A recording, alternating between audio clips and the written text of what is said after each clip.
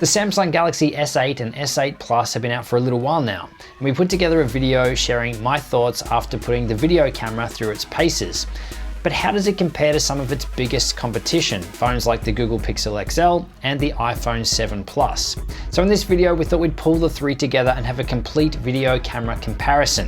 Samsung Galaxy S8 Plus versus Google Pixel XL versus Apple iPhone 7 Plus. Hey, it's Justin Brown here from Primal Video, where we release a ton of content to help you get better results with your videos faster. If you're new here, then make sure you click that big subscribe button, and all the links to everything I mentioned in this video, you can find linked in the description below. So let's jump into it. So Samsung recently sent us out a Galaxy S8 Plus for us to have a play around with. And I've got to tell you, so far, I'm absolutely loving it. I was previously using a Google Pixel XL as my daily driver, but I've now fully switched to be using the S8 Plus, and yeah, I think it's awesome. I've probably almost forgiven Samsung now for taking away my Note 7 last year. Now, if you caught our recent review of the S8 Plus video camera, you'd know that it's a great camera for video. But how does it compare to some of its biggest competition, the Google Pixel XL and the iPhone 7 Plus? We've put the video cameras on all three phones to the test, and we're going to run you through what we found, plus which phone we think takes the crown, all in this video. And make sure you stick around to the end, because I'm going to share my recommended settings for getting the best results out of your Galaxy S8. So to start out, let's take a quick look at the specs of the primary cameras on these three phones. The iPhone 7 Plus has a 12 megapixel camera with both a wide-angle f1.8 aperture lens and a telephoto f2.8 aperture lens. It has optical image stabilization and records 4K video at 30 frames per second, 1080p video at 30 or 60 frames per second, and 720p video at 30 frames per second. It also has slow motion video, 120 frames per second at 1080p or 240 frames per second at 720p. The Google Pixel XL has a 12.3 megapixel camera with an f2.0 aperture lens. It has software image stabilization, 4K video recording at 30 frames per second, 1080p video recording at 30 and 60 frames per second, and 720p video recording at 30 frames per second. In regards to slow motion, you can record at 120 frames per second at 1080p or 240 frames per second at 720p. The Samsung Galaxy S8 has a 12 megapixel camera, an f1.7 aperture lens, optical image stabilization, 4K video recording at 30 frames per second, 1080p video recording at 30 and 60 frames per second, and 720p recording at 30 frames per second. And in regards to slow motion, you can record 240 frames per second at 720p. There is no 1080p slow motion option. So the first thing we did was maxed out all the settings. So we set all the cameras to 4K on the rear facing camera. They're all on the same tripod and they're all following the same movement. So there's probably a few things that you've noticed straight away. The Samsung Galaxy S8 has the widest field of view and the iPhone 7 Plus has the narrowest field of view. So the iPhone 7 Plus almost looks like it's been zoomed in a bit. You've also probably noticed the colors on the Samsung Galaxy S8 are way more saturated than the other two. So the blues are bluer, the greens are greener. It's a much more contrasty image than the other two. As for the detail in the shots, I think the Google Pixel XL has the most amount of grain or noise in the darker areas of the shots, but overall the 4K video files that are coming off these phones is really amazing. So the biggest difference is really when you're looking at them side by side like this is the field of view and the colors. So now when we're comparing the image stabilization between the three, the Google Pixel XL does a really good job, but it's the only one here that is using software for stabilization instead of using optical image stabilization. Now there really wasn't a standout when it came to stabilization. In some tests, the Google Pixel XL was much better than the others. In other tests, it was the worst by far. So it comes down to how much movement or shake is in the shot as to how well each of these fared.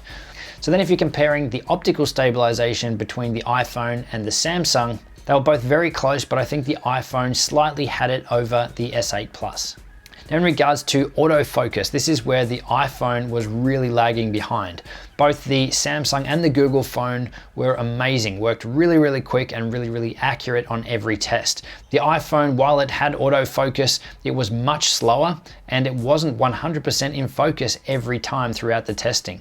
the biggest difference between these three phones wasn't visible until we started shooting in some low light conditions. And this is where the Samsung was miles above the other two. The Google Pixel produced a really grainy video file. I'd say it's almost unusable. It was really bad. The iPhone had some weird motion blur going on, and it was the darkest image of the three. And the Samsung was the brightest and had the least amount of grain or noise, and it was also the sharpest image. And it's actually pretty amazing because just looking at the footage, you don't realize how dark the room was. So I'm really impressed with the low light performance on the Galaxy. Now let's take a look at the specs of the front-facing camera. The iPhone 7 Plus has a 7 megapixel camera with an f2.2 aperture lens, and it can record at 1080p. The Google Pixel XL has an 8 megapixel camera with an f2.4 aperture lens and is capable of recording at 1080p. The Samsung Galaxy S8 has an 8 megapixel camera with an f1.7 aperture lens with autofocus, and it will record at 1440p, so higher than the other two at just 1080p. So comparing the three front-facing cameras side by side, we've maxed out the qualities to the best that each phone will do. So the iPhone 7 Plus is recording at 1080p, the Google Pixel XL is 1080p, and the Galaxy S8 Plus is at 1440p. Color-wise, once again, typical of Samsung devices, it has the most vibrant colors. So the blues are really blue, the greens are really green, all the colors really pop out from the shot. The color temperature on the Google Pixel XL was actually really warm, almost too warm. It almost looked really yellow or red. And when you're comparing the three of these side by side, the iPhone 7 Plus looks the most washed out. But really, in saying that, you're never going to be comparing these side by side. They're all going to give you amazing videos. But you need to remember here that each of these on their own, if you were just looking at the footage, you'd be blown away by how good the quality is and how great of a job that your phone camera is doing. It's only when you're comparing them side by side that you start to see these little differences, but really they don't make a huge difference overall. Now the Samsung here is the only one with autofocus built into the front-facing camera, so there's no real point testing that on the other two as well, but the autofocus works really well on the Samsung. Now the only other thing that we noticed between the three of them on the front-facing camera was that the level of detail was much higher on the Samsung. Now, obviously, it's filming at higher resolution, which is going to give it more detail, but it was way too much detail. Almost that your footage didn't look that good because there was too much detail in the shot. So in our editing, I'd actually want to tone that down a little bit and remove some of that detail, soften the image a little bit because it was too much. It actually looked unnatural. So it's definitely not a deal breaker, but I definitely thought there was too much detail on the Samsung Galaxy S8 front-facing camera. Now in regards to the slow motion tests, all three of these would do 240 frames per second at 720p, which you're seeing now. What we actually found though with all our tests was that all the footage that was recorded at supposedly 240 frames per second from the Samsung was actually recording or coming in as 260 frames per second. So I'm not sure how we ended up with an extra 20 frames per second on every slow motion clip we did with this phone. It didn't seem to lose quality across the board. I think it's still the sharpest image in slow motion when comparing side by side to the other two, but I can't explain why it's actually recording at 260 frames per second instead of 240. Now the iPhone also had some weird motion or weird shake going on in slow motion, which none of the other two had. And these three are all on the one tripod plate. They're all side by side. So if one of them's been knocked, all three of them are going to move. So I can't explain that, but it was a little strange. Now both the Google Pixel XL and the iPhone 7 Plus will record 120 frames per second at 1080p, which the Samsung Galaxy S8 doesn't. When you look at the two side by side, there was definitely a much clearer, crisper image coming out of the Google Pixel phone than the iPhone, and the iPhone had some weird motion going on. But even when you look at the built-in camera apps for each of the three devices, Samsung packs so much more in. The Pro feature alone, allowing you to lock down all your settings, your ISO, your white balance, your shutter speed. This is something that you can still do on the other phones, but is not built into the stock app. You've got to use an additional app, something like Filmic Pro or Movie Pro or Cinema 4K. There's heaps of other ones out there. But to have it built in and easily accessible through the stock camera app is really powerful. So really each of these cameras has their strengths and weaknesses, but which is the best camera overall?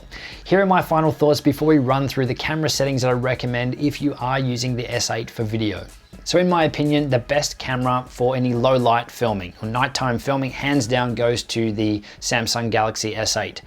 For anything where you want to be able to zoom in, so if you're filming scenery shots or outdoors and you want to be able to zoom in, then that hands down goes to the iPhone 7 Plus because it does have that 2x optical zoom.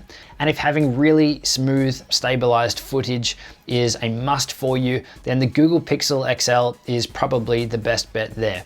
While the results were mixed across all the tests, I think overall I would be picking the Google Pixel XL for the most stable, smoothest footage. But for me, overall, which is my pick, which is the best one, it's the Samsung Galaxy S8. And it's the little things. It's the interface for the camera. It's having the built-in Pro mode and built-in hyperlapse features, so easily accessible. It was the clear standout in low light conditions. The autofocus is amazing, and it's got autofocus on the front-facing camera. Now, in regards to the recommended camera settings to help you get the best quality videos out of your Samsung Galaxy S8 or S8 Plus, I'd highly recommend that you kick your phone into Pro mode or professional mode. This will allow you to lock down things like your white balance, like your shutter speed, your ISO, so you can really get full control over what your video looks like at the time of recording and know that it's not going to automatically adjust or change while you're creating your videos. And if you're looking to get even better results with your videos from your smartphones, then make sure you check out our complete guide to filming amazing videos with Android and iPhone, which are linked on screen now. I'll see you soon.